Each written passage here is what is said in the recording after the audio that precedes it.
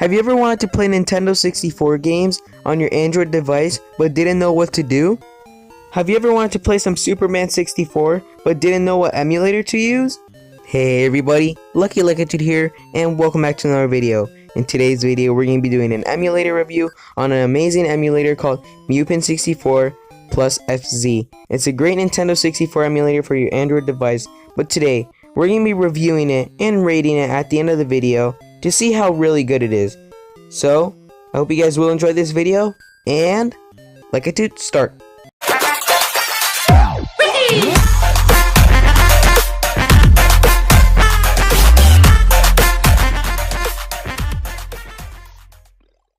Before we start reviewing this emulator, let me show you how to set it up first. You first have to go to the Google Play Store and download the app. Yeah, sorry Apple and PC users, this is only available on Android. Once you got that downloaded, you're ready to go. But in case you want to play with a controller, then keep watching. Once the app finished downloading, head into your Bluetooth. Then turn on your Bluetooth. If you're like me and using a Switch Joy-Con, then just do the following steps. Flip your Joy-Con to the side and hold the sync button. Then press search and then hold the sync button. At this moment, your Joy-Con's trying to connect to your phone. Once it connects, don't worry about the light, it's always gonna move. This emulator approves any controller if it's able to connect to a Bluetooth. Some examples of controllers that are able to connect to Bluetooth are an Xbox One X controller, a Switch Joy-Con, and a PS4 controller. Now let me show you how to set up the controls. Open the app and click the top left corner. And once you do, click Profiles and click Controller. Now once it opens, click New and then just name it whatever you want. But for the sake of this mini tutorial, we're just going to name it Test. Once you're on this screen, basically what you have to do is click the button that you want on your phone and then click it in the Joy-Con or the controller. This is basically like a key mapper, it's like the controls that you're gonna make for your game and the game that you want to play, which is really cool because most of the times you have to download a key mapper, but this emulator comes with a key mapper. And once you're done mapping all your controls, you're set to go. Now since we're done setting up the controller, let's review this emulator. The way I'm going to review this emulator is by 3 topics: gameplay, quality, and settings. And now since we got our 3 topics, let's start reviewing. The first game that we're going to be testing now is Paper Mario. Paper Mario, such a great game. Anyways, let's make a file real quick. So, I made a file called the Lekatu, and then here's where our journey begins. And right off the bat, the game's running at 60 frames, which is really amazing for a mobile emulator. And so far so good, no frame drop so far. I'm telling you guys, it actually feels like I'm playing on an N64 right now. And the controls respond very well, but sometimes they are a bit sensitive. And no lag whatsoever. So far I haven't gotten any frame drops or lag anywhere. And our first fight with Bowser worked out very well. Well, Paper Mario worked out very well. This game has my seal of approval. In my experience of playing Paper Mario on this emulator, it worked out perfectly. No frame drops, no lag, no nothing. It worked out perfectly, I'm telling you guys. It was like actually playing on an actual Nintendo 64. Anyways, I recommend playing Paper Mario on this emulator if you guys want to have a great adventure. Let's go try out some other games. The next game that we're going to be trying out is Super Smash Bros. Super Smash Bros. The first game in its series, and it still holds up as a great game. I forgot how small the character roster is in this game. Might as well choose my boy Mario, the first fighter in the game. Our first fight is going to be with our boy Link. I'm pretty garbage at Smash Bros, so it doesn't even matter if I made my own controls. I still gotta figure out what each move does. Alright, let's go. Doing some damage on Link. I'm doing pretty well so far. Smash Bros is running very well. I gotta say it's equally good as Paper Mario because I'm pretty bad at Smash Bros and I'm pretty good at Paper Mario, but the game's running very well like an actual Nintendo 64, so I recommend to get this game once you download this emulator. We're going to be playing and testing out a few more games where I can get my final opinion on gameplay. The next game that we're going to be testing is Legend of Zelda Ocarina of Time.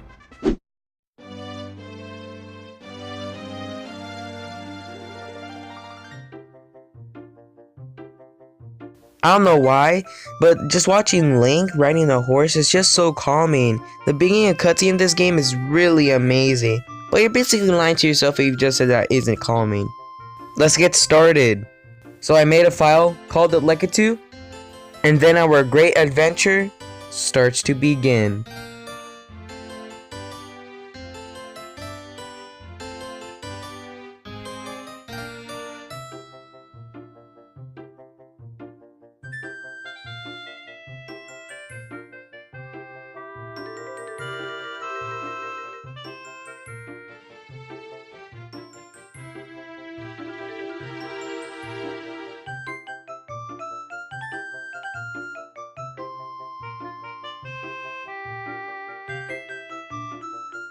You're lying if you just said that wasn't cool. I started testing out the controls a bit, and it works great. I'm not the best at Legend of Zelda, so my gameplay might be bad. The inventory works fine. The controls work fine. Everything works fine, but if you don't have an Android, just get the 3DS remake. But if you do have an Android and you have an extra controller that you want to play with, then I recommend downloading this emulator and try out Ocarina of Time. Now you know what they always say, save the best for last. The last game that we're going to be playing is Super Mario 64. No, I'm joking, guys. Don't take it seriously. We're not actually going to play that trash game. But like I said before, you know what they always say, save the best for last. So the last game that we're going to be testing out is Super Mario 64. Here we go. The cutscene is running very good. I mean, no lag, no drop frames, no nothing so far. I mean, I just love this cutscene every time you start up Super Mario 64. As always, I just wanted to test out my controls, since every time you play with the Switch Joy-Con, you have a limit of options and with the controls that you can do and choose. Here we go to Bomb Battlefield. Alright, here we are in Bomb Battlefield. I'm pretty good at the DS version. Let's see if I'm pretty good with the OG version. Here I am making my way downtown, and I got destroyed by the Chain Chomp. We made it on top of the mountain, and now we're fighting King Bomb. He's such an easy boss. All I have to do is pick him up 3 times and then throw him 3 times. Nice, we defeated King Bomb. Now let's head into Thwomp's Fortress. Here we are in Thwomp's Fortress. Let's go. Let's go fight King Thwomp. Very easy boss, you know, he's pretty easy work. All we have to do is just pass this platform, and I freaking died. Once again, Super Mario 64 has impressed me. If you haven't already, I recommend downloading this emulator. I mean, what are you doing? This emulator is amazing. And if you haven't played Super Mario 64, what is wrong with you? Download this game right now just to play on this emulator. Or if you have the DS remake, just play it on your 3DS or just DS or 2DS. There's too many DSs, alright? But anyways, now since we're done our first topic, gameplay, let's head into our second topic, quality. I've decided to make our second topic, quality, not that long since I played a lot of games just for this video.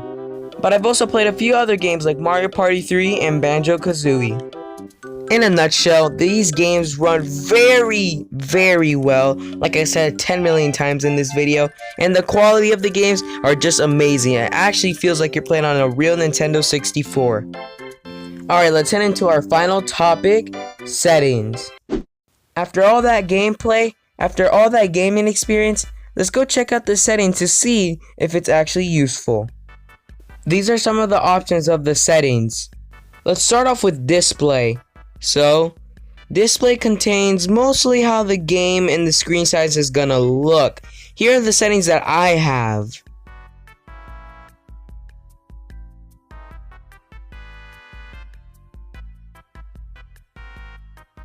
Let's now check out audio. It's pretty self-explanatory.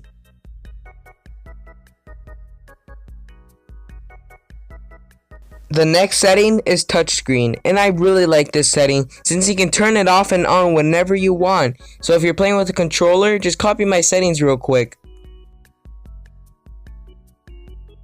The next 2 settings, input and data, are fine as they are, so don't mess with them. Out of these 4 settings, the only 2 things that matter is touchscreen and controller.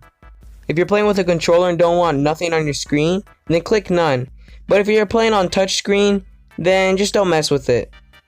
One cool thing that this emulator has is already built-in controls ready for you. I like to hide them since I like to make my own controls for my Switch Joy-Cons. Anyways, some controls that they have to offer is Xbox 360 and an N64 and PC controllers, something like that. Anyways, my point is that it already has built-in controls for your controller. The final and cool thing that this emulator has to offer from its settings are the texture packs. I don't know how to add them, but I don't want to add them anyway. I just like how the N64 graphics are anyway. Now, if I were to rate this emulator out of 5, I'd honestly rate it a 5 out of 5. Because let me tell you, this whole review was just a great gaming experience for me. And in a nutshell, Mupen 64 plus FZ is basically the Project 64 of mobile devices. But anyways, I hope you guys really enjoyed this video. If you guys want more emulator reviews, all you have to do is just comment down below I enjoyed this video, so I know that you guys want more emulator reviews, because I got some more ideas for more emulator reviews. But if you guys have some other video ideas, join my Discord. It's in the description below, or just comment down below some good video ideas. Anyways, guys, I hope you guys really enjoyed this video. I hope you guys had a wonderful day, and Lucky2 out.